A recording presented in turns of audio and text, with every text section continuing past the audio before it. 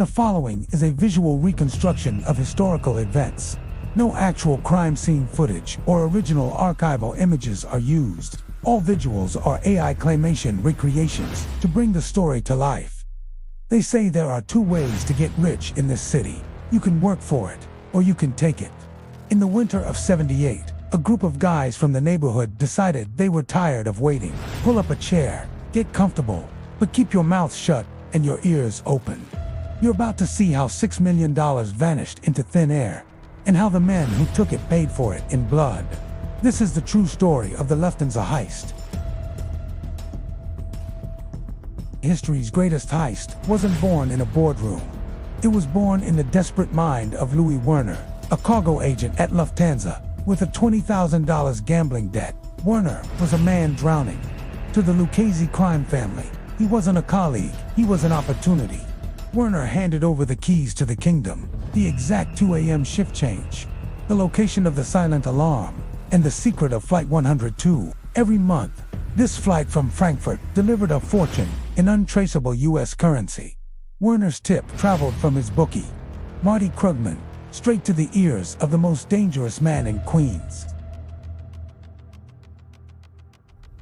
Jimmy the Gent Burke was the architect, an Irish associate of the Lucchese family. Burke was known for tipping truck drivers $100 after hijacking their rigs. But behind the gent persona was a man who viewed murder as a standard business deduction. Tommy Disimoni, just 28 years old. Tommy was a trigger-happy enforcer. He didn't just want the money, he wanted the rush of the terror. Angelo Seep, a cold, detached professional. Seep was Burke's shadow, the man who did the work others were too squeamish for. Parnell Stax Edwards, the outlier, a blues musician and petty thief. He was the cool head, meant to handle the getaway. The logisticians, Joe Manry and Robert McMahon, the guys who knew the back roads of Ozone Park like the back of their hands. 3:12 a.m., the van enters. The crew is armed with M1 carbines and .45s. They move with the precision of a SWAT team. 3:15 a.m. In the lunchroom, 10 employees are face down on the cold linoleum. The thieves don't just threaten them, they get personal.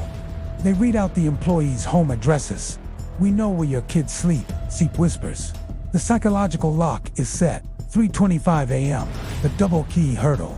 Supervisor Rudy Eyrich is forced to the vault. He knows that if he misses a single digit in the sequence, a silent alarm hits the port authority. With a gun barrel pressed against his ear, Eyrich's hands shake, but the door clicks open. 3:40 a.m. They expected $2 million. They find $5.8 million in cash and $1 million in jewels. It is the largest heist on American soil. They form a bucket brigade, passing 50 canvas bags, each weighing 60 pounds, into the van. For 16 a.m., the van roars away. The final instruction to the guards: if you call the cops before 4:30, we come back for your families. The plan fell apart in a haze of smoke.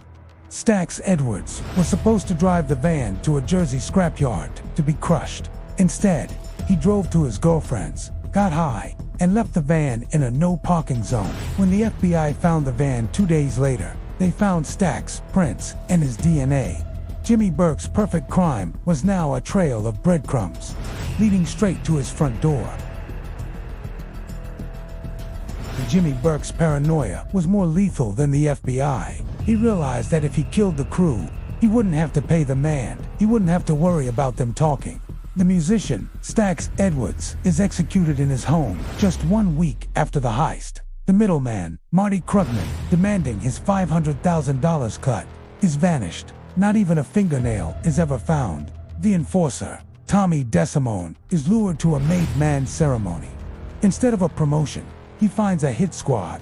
He is executed for his own past sins, with Burke's silent blessing. The logistics team, Manry and McMahon, are found in a car trunk.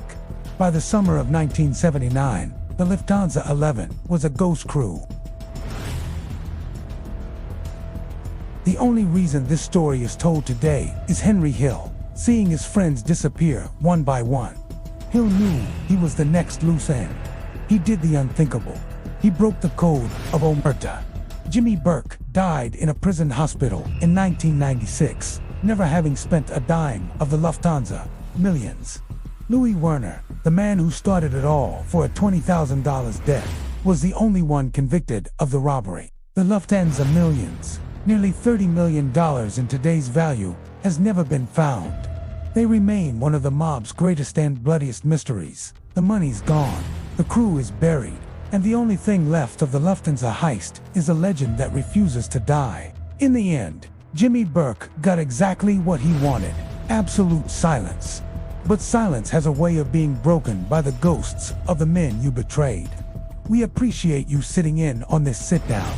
If you enjoyed this trip through the underworld, show some gratitude by hitting that like and subscribe button. It lets us know you want more of these deep dives into the vault. Keep your mouth shut, your eyes open, and we'll see you in the next one, capiche?